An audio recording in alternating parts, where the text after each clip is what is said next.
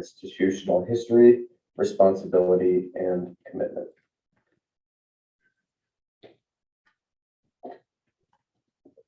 Mr. Speaker, I have a point of information. Yes.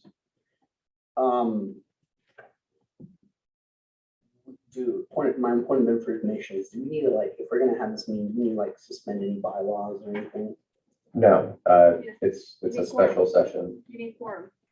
For a special session? Yep. The level of quorum isn't as high of a bar. Yes, it is. Special sessions. If you're gonna use the emergency session. It rules, is an emergency though. It's a special session. It's an emergency session because that's what it is. If you're gonna use the lower quorum part, you have to use all of the emergency session rules or you get full quorum. You get to pick one. You don't get to pick and choose your rules. So Senator, as I said, this isn't an emergency session. This is a special session as defined section 201 of the Constitution, if you want to look at it. That's fine, but that session does not give you any kind of lowered quorum, so you still have to hit normal quorum. If you're gonna use the lowered quorum from the emergency session, you have to use the emergency session rules. Pick one or the other, that's what you get.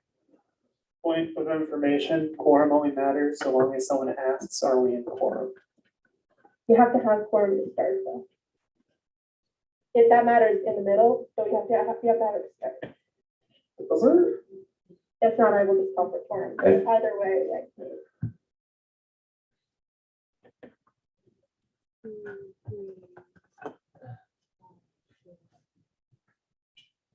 Also, on a follow-up point of information, we can also move into a provisional session if we do not have quorum, am I correct? We could do that, yeah. Yeah. 20 out of.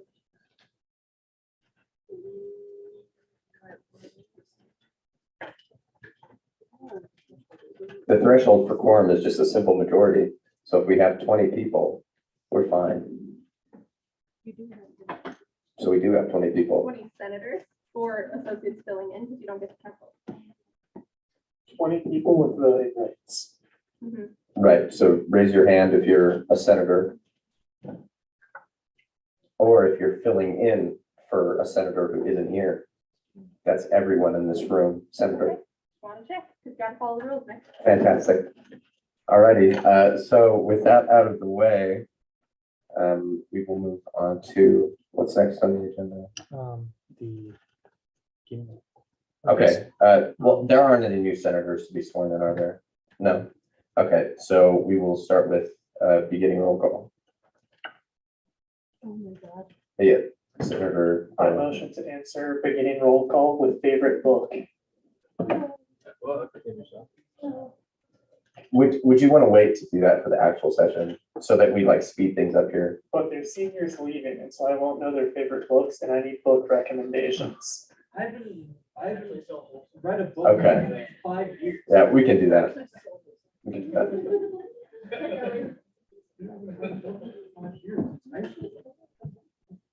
It's gonna be a textbook now.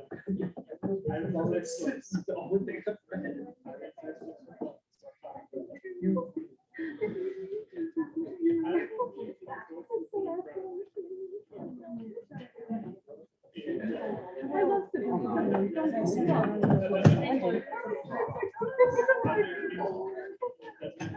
Senator Doyle, would you amend your motion to have it reflected as ending roll call? That we do it as ending roll call? Fine. Okay.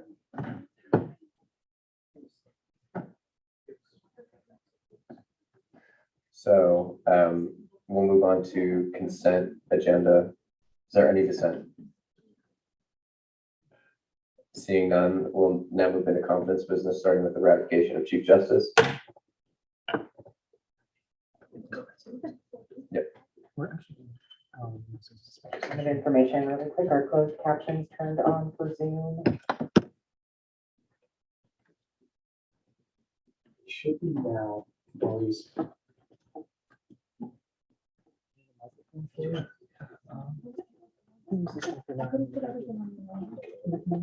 Point of information, could the people speak more clearly? Because whenever the Zoom captions are on, it's saying something completely different.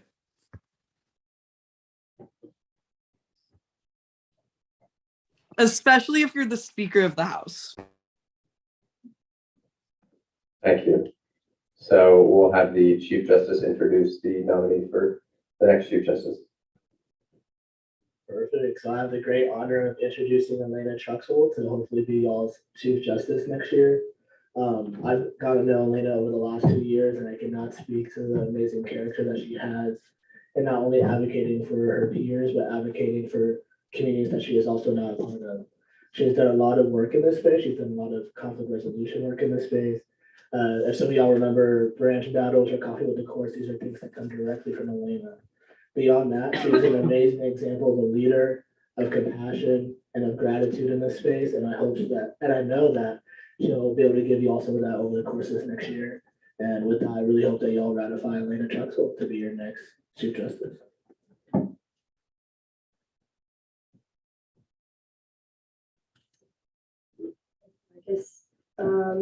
Just a quick introduction. My name's Elena Truxell. I'm a junior this year, majoring in political science, and a minor in legal studies. And yeah, I've been an associate justice for the last 2 years, and I was on elections committee my freshman year. But I'm ready when you are. We'll do a Q&A period, starting with the first race placard, Chair Trout, Senator Kimberly. Hello, everyone. Excited to see you up there, my friend. How do you plan to uphold the university and ASCSU initiatives of diversity, equity, and inclusion? Great question. Well, the Supreme Court, for the entire time I've been on it, I feel like has been a pretty diverse set of opinions, and definitely in hiring, I want to maintain that practice that we've had. But other than that, I also want everyone to know that I recognize that there's 100 different opinions and backgrounds of each and every one of you. And I want you to know that anytime there's a problem or you come into the office, it doesn't matter who you are, you'll be respected and your opinion will be respected no matter what it is. How are you going to recognize your inherent biases? Just keeping them in check. I feel like with biases, you kind of know what you're biased with. And I've had a lot of practice of separating my personal life with my professional life. So just keeping those in check. What are your goals for this position?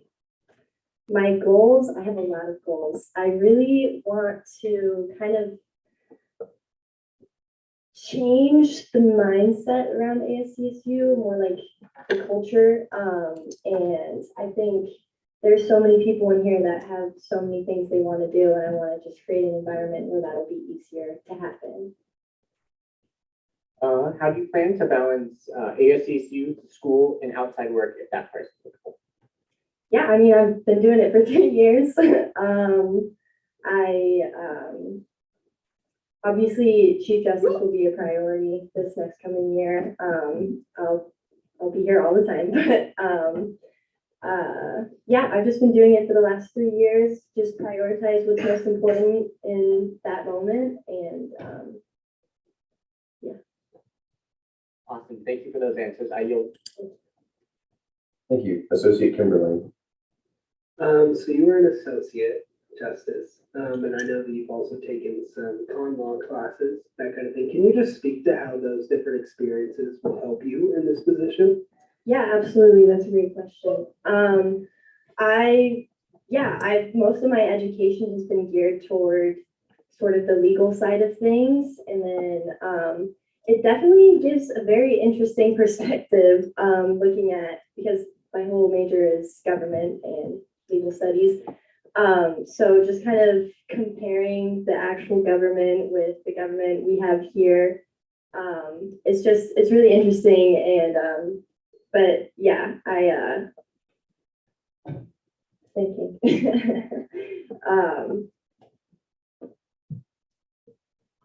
Yeah, I don't know, just different perspectives. I think a lot of the times, like, we try to sort of reflect the actual government that we have, but I don't think that's really necessary in this space, because we're not a bipartisan space. You know, we're all here to do things for the students, and I think it's important to maintain that perspective. Thank you, Mr. Speaker. I yield. Thank you. Chair Salazar. I was writing a question right. Hello. So I have obviously a question for you. How will you use your position to allow diverse voices and opinions held by those often overlooked and make sure those are heard, particularly when you don't share? Yeah, just as I was saying earlier, I just want, like, I recognize everybody's diverse opinions, and I recognize that everybody's here because they want to do something, you know, like, you don't join this organization just to be in it. All of us are very ambitious people, and all of us want to do positive things for the world and for the students here.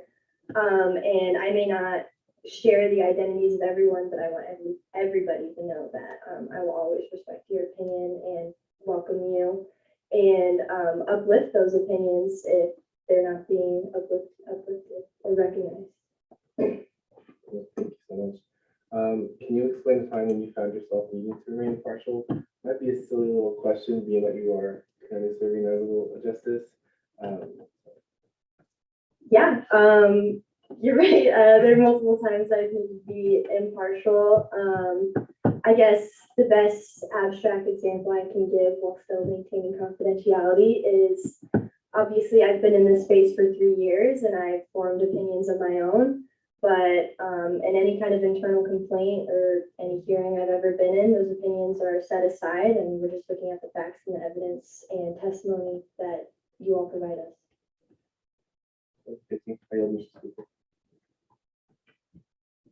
Thank you.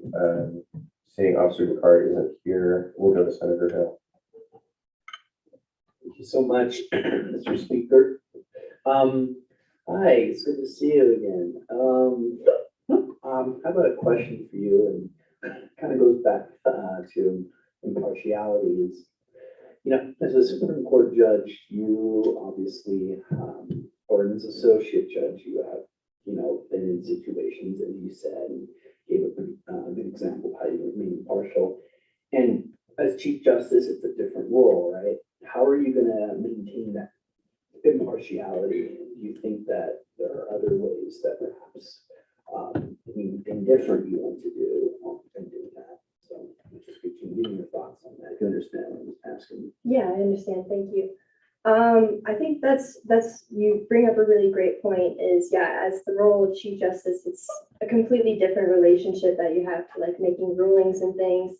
And I just want to promise you all, like, as Chief Justice, you facilitate the conversation and the debates that are happening, and I promise that I'll maintain this requirement that people be separating their biases and personal opinions when adjudicating certain things.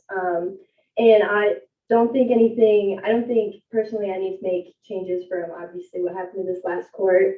Chief Zacharias has been a great role model and example, and he always maintained that requirement for us, and I will plan on doing the same. Thank you so much, Mr. Speaker.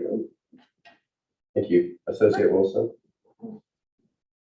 Hi, I just wanted to ask how your confidentiality process works in your own mind.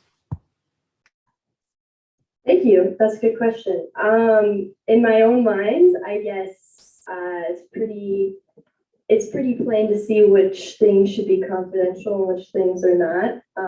You know, there's an internal complaint or a specific opinion or any kind of hearing I'm in, you will not be hearing about the specific details of those hearings or the people involved. Thank you, I yield. Thank you. Any other further questions for this candidate? Seeing none, we'll then enter a discussion debate period. Pardon? Yeah, you'll have to go, Elena.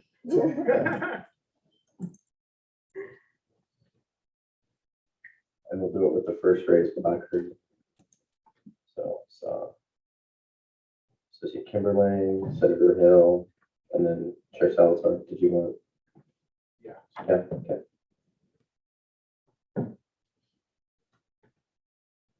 All right, Associate Kimberlane. Just hearing their answers and everything with her experience on the Supreme Court, and sitting through class and stuff with her in con law classes and understanding how different things go through, I strongly support the nomination of this candidate. Thank you, Senator Hill. Thank you. And I would like to echo my previous colleague that said that, Lena's been phenomenal the past 2 years. In addition, she seems to be very knowledgeable on the Constitution, given her, and I find her to be very impartial, and I have full confidence that she would make it a spectacular Chief Justice. With that, I yield. Chair Salazar? Yes. Is ditto the right word? Mhm. Ditto, and then previous question, I motion the previous question. Okay, all those in favor of ending the discussion debate period and then going into a voting period, say aye. Aye. All those opposed? Abstentions? I just motion to approve this candidate for unanimous. Is there any dissent to that motion? Seeing none, this candidate is approved unanimously. We gotta wait.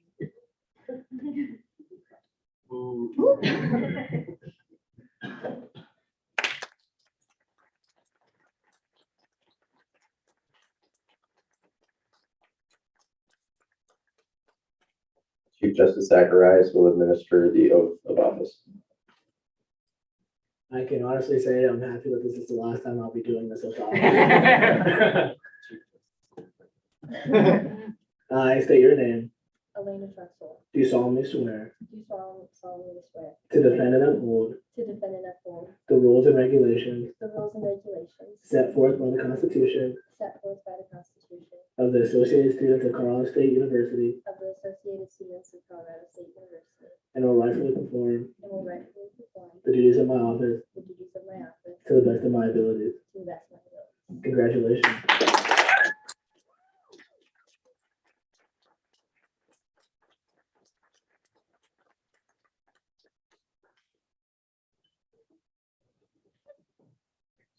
Next on conference business is the executive budget presentation. Oh, yeah, never mind. That's going to be in the 53rd.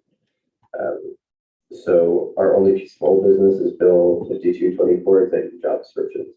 And I have to step down for that.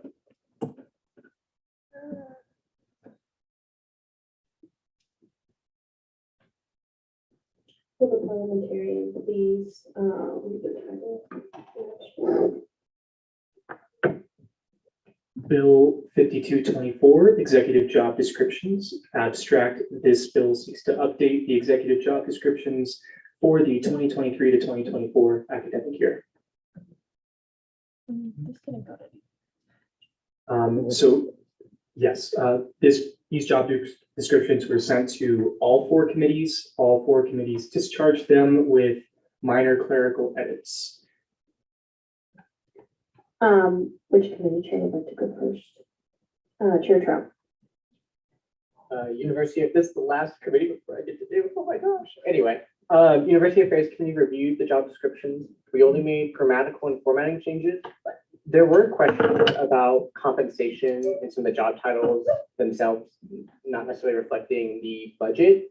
But the budget appeared to have information from the previous administration, if I remember reviewing the right document.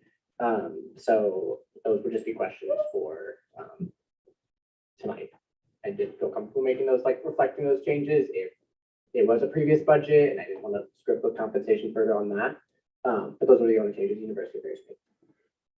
Chair Salazar. Yeah, DEI discharges with minor edits. We just had to do like grammatical stuff. Chair Ritter. So budgetary, we discharge this with no edits. Thanks. Can we remove Chair Austin? Vice Chair? Anyone? I'm the vice chair. I think we just did minor grammatical edits. Do you accept the change? Yes. Perfect. I don't think we need to go into a Q&A. No, we just go to a voting period. It would be discussion. Oh, it would be discussion and debate. Okay, We'll start with the first raised placard. Senator Doyle. I just have a question for the author, and I know it's discussion debate, but yeah. Were there any like significant changes you made to the job description, or did the relative roles stay about the same? Yeah, they're all about the same. What we did is just copied and pasted the job descriptions from the previous administration. Made some minor changes as far as changing the director of housing security down to a deputy for funding circumstances. And then these job descriptions also reflect positions that we would hope to find funding for, but the funding doesn't necessarily exist. So that's another change.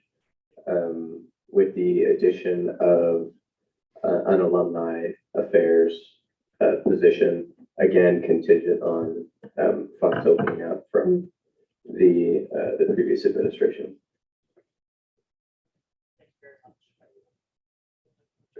Thank you very much. I yield. Chair Trout, did you have something that you wanted to? I'm trying to figure out where the question is. Is there anyone else?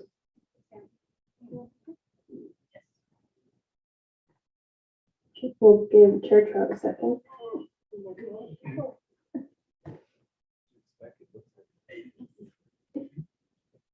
Okay, we're gonna do it by this because I don't know how to put it down properly. There you go. Okay, so oh my gosh, okay. We're just fighting for our lives over here. So they're in the budget, and this was also within SFRB. There is some discrepancies between like what the payroll is for like this year and what was on the job descriptions listed.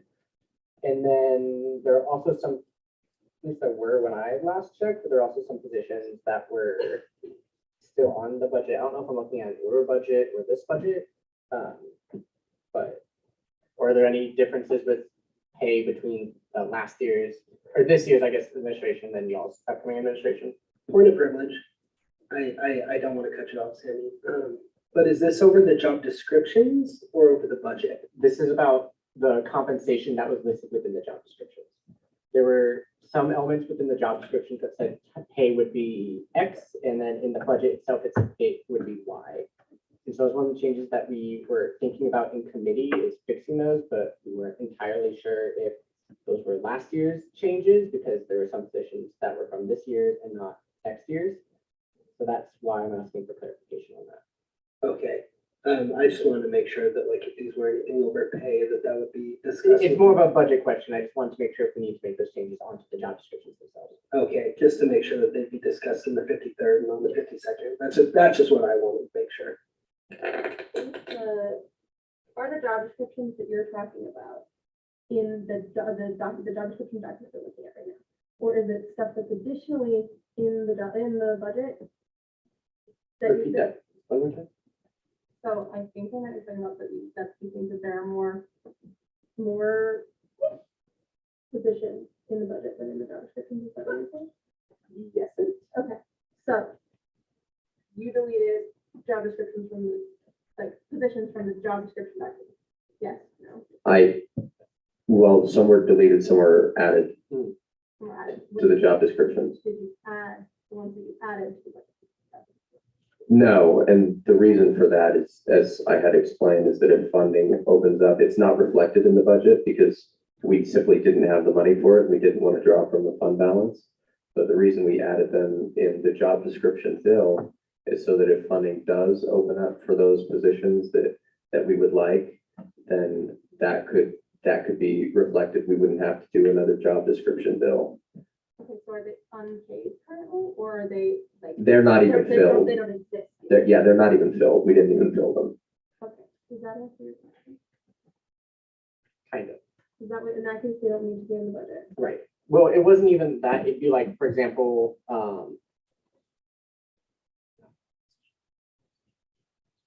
you're talking about this in legislative cabinet chat.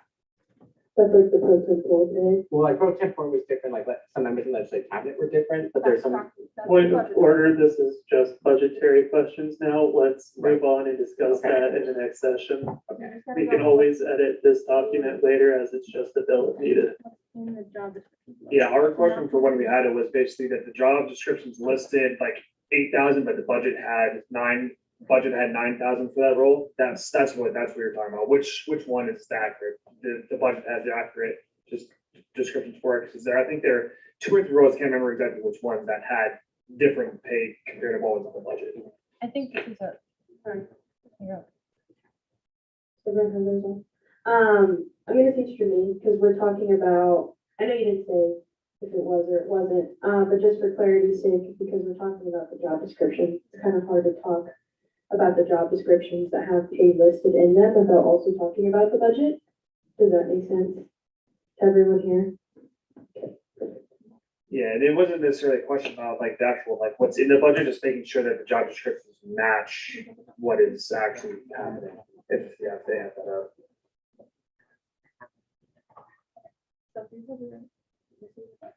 I'd entertain a motion for a 5-minute recess. I make a motion for a 5-minute recess beginning notice consent. The motion has been made for a 5-minute recess with unanimous consent. Is there any dissent? Seeing none.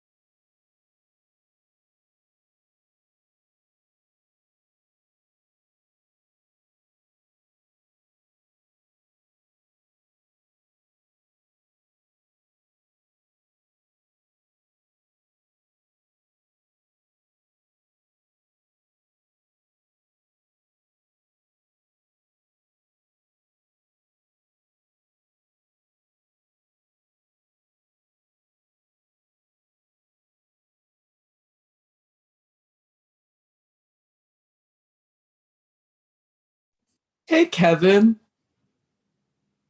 That's not the one that you said. The Zoom was muffled for a good like 7 minutes. Can someone tell me why we're in recess?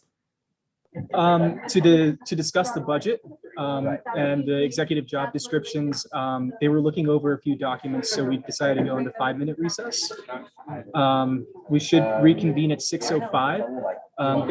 Is the microphone still muffled by any chance? No, it was just people speaking very much. Okay, no worries. I'll keep a close eye on the chat, and if it happens again, just feel free to let me know. Yeah. Okay, thank you. Furthermore, question about the executive listing, the job descriptions. I heard the word executive job descriptions before we went into recess, but what happened with it? So we're currently in a recess, so please feel free to ask that question once we're back in session. Okay. Yeah, that's definitely a better. A better time to ask. Not this week.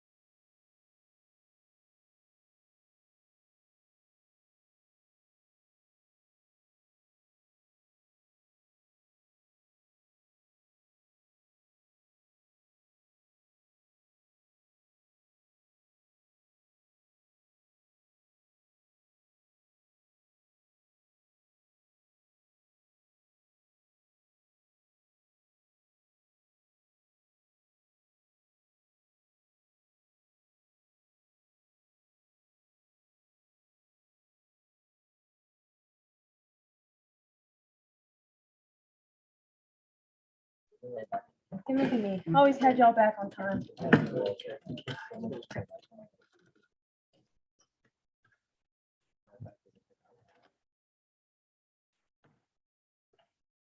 All right, so after that recess, are there any for the call? I'm gonna yield to Senator Doyle, so you can answer my question. So, Senator Doyle. point of interest, after discussion with the author of the bill, Chair DeSalvo, it was determined that budgets that are listed in the executive job descriptions are the correct budgets, and that there just needs to be some slight modifications to the budgetary document. As only modifications may be made to the budgetary document, all these questions will be answered in the 53rd Senate in like an hour. So yeah, there's no more budgetary questions left with executive. And that satisfies the questions that I have, so I yield the rest of my turn. Senator Kamali. So just on the discussion portion, the description of the jobs, I full-heartedly support. And I think everybody should vote yes on them. And with that, I motion to exhaust, or not exhaust the speaker's list. Previous question, thank you. The motion has been made to previous question.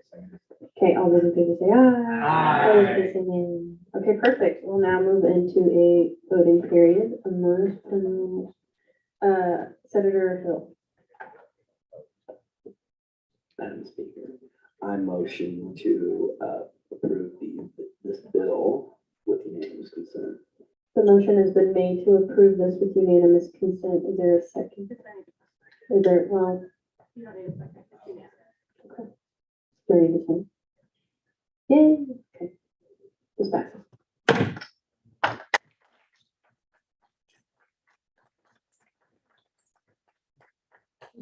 Director Cook, did you want to do the VSOP bill right now? Granted that we have time. Yeah, okay. If someone wants to motion to amend the agenda to put the VSOP bill on the agenda, it was sent out. I'd make the motion to put the VSOP bill onto the current agenda.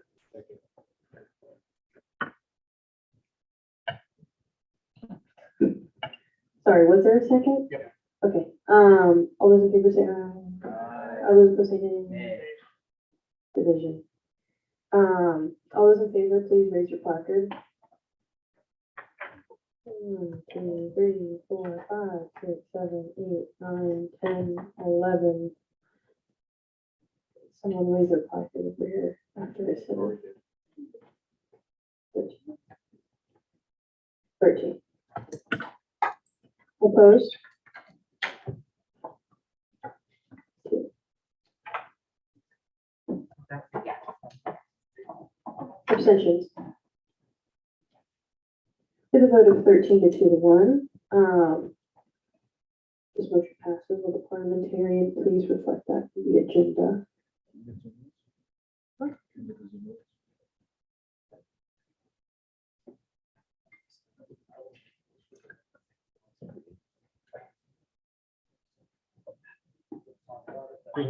Alrighty, Director Cook, is it come up here and present the VSOP bill? This is on you. No, I'm on the bill. I can't. Oh, sure. Yes, go ahead. Susan first. Everyone. Hey everyone, Jillian Cook, Director of Finance. I'm presenting the bill on the remaining BSOF fund. So every year, BSOF has a little bit of money left over. This year, we allocated about 90% of our budget, but we have about 10% of it left over. I don't know the exact numbers because I haven't like finished all the processing and stuff, but it should be between 10 and 15,000. Historically, this has gone to like different projects and different things like that. This year, we decided to do something that will benefit RSOs and student organizations directly because that just upholds the integrity of the board. So what we decided to do is create a sort of RSO seed fund per se that will be controlled by both ASCSU and SLICE so that all organizations are able to apply and get $300 of seed money in their SOFA account. We felt that a lot of organizations, especially new ones, are like, how am I even supposed to put on an event, or how am I even supposed to apply for BSOF when I have 2 members in my organization and $0 to our name? So this will give organizations a bit of a footing to kind of build up their organization, have pizzas at your at your meetings, incentivize people to come, different things like that. Again, it is open to all student organizations. We had originally kind of toyed with the idea of just having it be new organizations, but I think especially with COVID, this will give a chance for organizations within the past couple of years to get a revamp if they've just been kind of in a standstill for the past couple of years. So, yeah, that's, I don't know what else I'm supposed to say with this. There can be questions about it. But it just is one thing. Perfect, we'll go into a Q&A period, starting at first raise placard, Senator Kimberly, and then I have you, Senator Bill. My motion to previous question. Point of order, because no substantial question, Q&A or discussion has occurred, you cannot motion for previous question. Also, I think some people can cover. Anyway. I take it back. Senator Doyle. So this is the most well-received bill that I've ever brought to the College of Engineering. Super well-received, and they love it too. The ECC has long done this sort of seed money to its various engineering RSOs. So we love that ASCSU is doing this as well. There was a few questions that were proposed or that we came up with at the meeting. That is, what determines what organizations receive these funds? Yeah, the application process will be a lot more, first of all, I love that. That was well received. I agree. I think it's great for ourselves. The application process is more for like record keeping purposes per se versus like eligibility purposes. They just have to have a SOFA account and be a registered student organization. Other than that, there's not a lot of strict guidelines. There are certain things such as outlined in this bill of things that the money can't go towards. But really the application process will be more of a record keeping thing. Again, we want RSOs to be able to use this money. We don't want it to be a strict and long process for them to get those funds. Okay, one more question because maybe it was added or I just missed it. Are the things that it's not supposed to be allocated the same as the rules listed in BSOF bylaws? They're similar. So we took the things that are in the BSOF bylaws and then took out a couple. Like in BSOF bylaws, we're not allowed to fund decorations, but we felt that if an RSO was putting on a meeting or something, like they should be able to fund decorations for whatever that meeting is. So a couple different things like that. But essentially we took the BSOF bylaws and then took out some of those things that we felt were appropriate for an RSO. Okay, thank you very much. That answers all my questions. Your turn. So how would, especially new student organizations, don't mind with the tissue, don't mind it. Who's gonna be the main advertiser for this fund balance? Would it be Slice, ASCSU, a mixture of both? Yeah, so what I'm thinking is that this is something that the Deputy Director of Finance can really take under their wing. They house the travel grant, obviously, but I think this would be a great addition to their role. So I think it'll be them kind of taking it on, just as the Director of Finance promotes BSOF, the Deputy Director of Finance will promote travel grant and this RSO fund. And then it will also be in accordance with the Director of Finance and the BSOF advisor. So it says limited to $300. Will that be recorded? How would that be recorded? So yeah, so all, like, if a RSO is approved, it would just be $300 that's deposited into their SOFA account. And then again, there will be record keeping on the back end. So like the Deputy Director of Finance will keep track of that for RSOs. And then are there any other folks on the speakers list? Is there anyone else wishing to speak? He's on the secondary speaker list. Anyone else? Perfect. Going on the secondary speakers list, Senator Doyle. Sorry, I have a problem with coming up with more questions as I hear more stuff. When will this application process be available to RSOs to access? I would assume, I don't have an exact date or anything like that, but in the fall, a similar time when they can apply for BSOF. Honestly, probably earlier than that, but I would assume next fall as registered student organizations will get kind of that final list for the 23-24 academic year in the next couple weeks or so, I think. So around the same time as BSOF, but sometime early in the fall. Okay, thank you. That was my last question. I yield. I motion the previous question. Okay, the motion has been made to previous question. Is there any dissent? Perfect. We'll now This only needs one reading. Yeah, but you still need discussion. Limited period of discussion and debate, starting with the first race with chair track. Thank you. This is a really exciting bill. I always really enjoy the BSOP bills that are, we have more money, so let's put it all to something. I don't think I've seen a BSOP bill that was allocated towards a project that wasn't super beneficial to students. I know there's a handful of orgs that I know had a really hard time getting funding up this last year, have really resorted to like GoFundMe's or those sorts of things. And I think the money allocated to these, especially new organizations, as we're coming out of COVID, more folks are getting more involved on campus, is really going to make a difference to students in getting a lot of incredible and insightful groups. So I want to thank the authors in BSOP for their commitment to student orgs. Surely it's incredible to see. And I yield.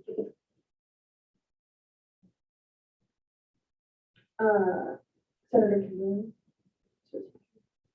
Seeing as Chair Trout has discussed this, do I have the right to motion to previous question?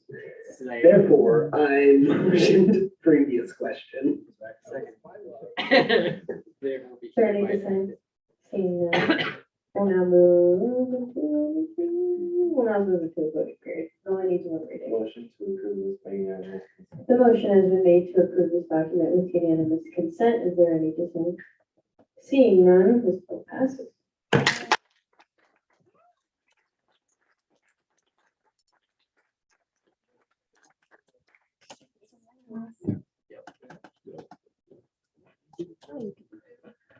Now we'll move into ending roll call as Senator Doyle requested.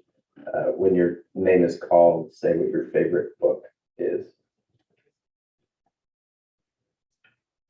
Speaker DeSalvo. Probably The Cat in the Hat as well.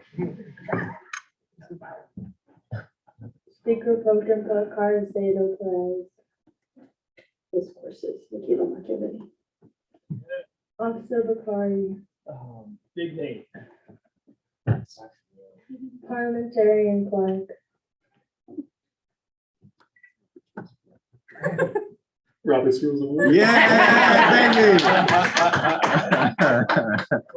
Chair Osborne.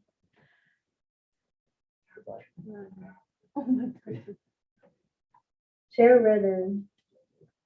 The Twilight Saga. Chair Salazar. Honestly, I don't read, I'm sorry. That's crazy. Chair Schumer. Chair Trout. Be quiet. I would say the Sight series of books.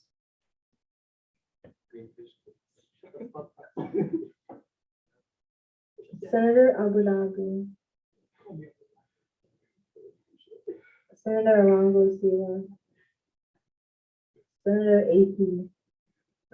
The 13.5 lives of Captain Bluebear. Can we say it again? The 13.5 lives of Captain Bluebear. Blue Bear. Captain Bluebear. He's a blue bear. Oh, okay. I thought it was an active person. Senator Benson. Senator Bouchard. Here, 6 of Crows duality. Senator Dietz. Not really a book, but the ASCSU Constitution is a nice read. Reality, there's this book, Into the Mountain, that I just finished. It's pretty good. Senator Denson. Here, The Very Hungry Caterpillar, I think that's a classic. Senator Doyle. Metamorphosis by Franz Kafka. And I will also accept any textbook recommendations because I read all books. Senator Godshaw. Senator Hill. The Cat in the Hat series. Oh, yeah. Senator Johnson. Senator Johnson. Senator Kelly. The Wheel of Time series is pretty good. Senator Kilburn. Senator Kramer, Senator Laffey, Senator Libe, Senator Lowe, I just finished reading Tender is the Flesh, so I'm gonna go with that one. Senator Lutz, James, it's a James comic book, I don't know. Senator McCall, Senator Melchior, Senator Naka, Senator Morgan, Senator Nyambe, Senator Parisa, Senator Reed, Senator Reese, The Percy Jackson series. Senator Sanchez, Little Women, Senator Schmidt, The Outsiders. Senator Shetty,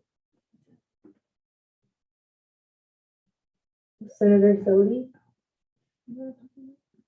Senator Taylor, The Great Gatsby. Senator Neely, Senator Winston, Senator Wright, Here, and the Faulkner Stars. Associate Barbone,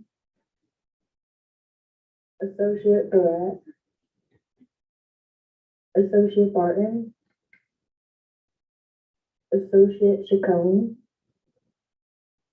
Associate Decate, Associate Ford, Associate Jacob, Associate Kelly,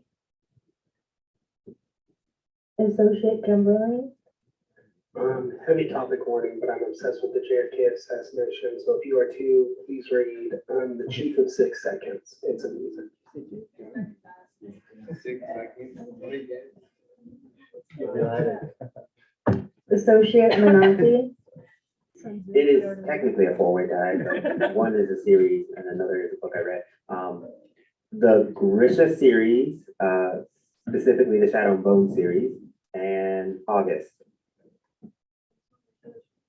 Associate Perk, Associate Scott Perez,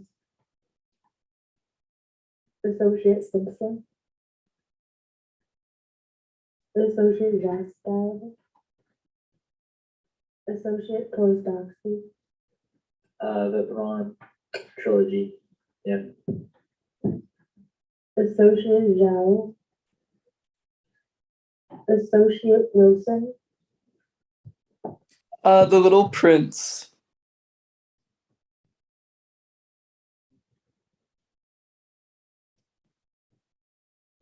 If anyone would like to join my spicy book talk book club, you're welcome to.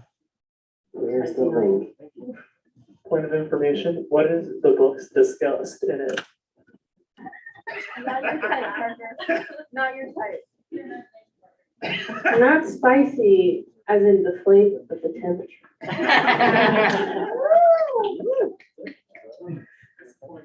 Drop the link. Oh. Well, on that Anyone note, want to read philosophy books? Because I have a ton of recommendations.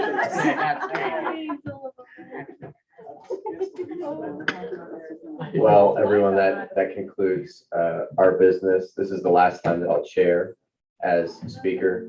It's been, thank goodness. Thank goodness. I've had some of the highest highs in this position, some of the lowest lows, and I've learned quite a bit from it. And I hope that those who come after me have a better experience. And so this time is typically reserved to pass on the gavel, so I will do that now.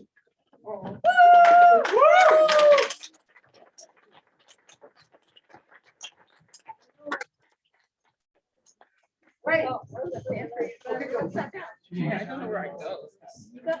You get to take all the podium. Okay. Speaker-elect Ayala, being speaker is not a very, very fun job at times, and you will be tested. And just know that I'm here to serve as a resource for you. As someone who's done the role, something that I didn't necessarily get a whole lot of. If anything you experience up here is awful, it's probably something I've experienced. And if something up here you've experienced is good, then it's probably something that I've experienced as well. And so without further ado, congratulations, Speaker Ayala.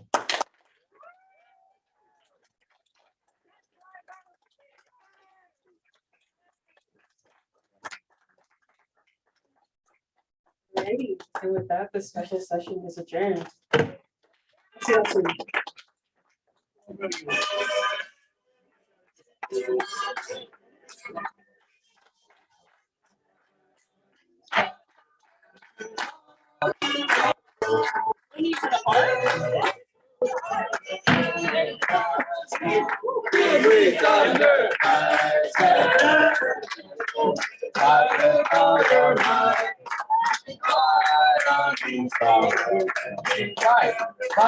Fight, go Reds! I don't have to do that.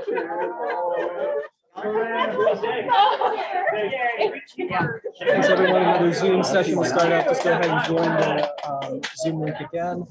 And yeah, we'll start in about 15 minutes.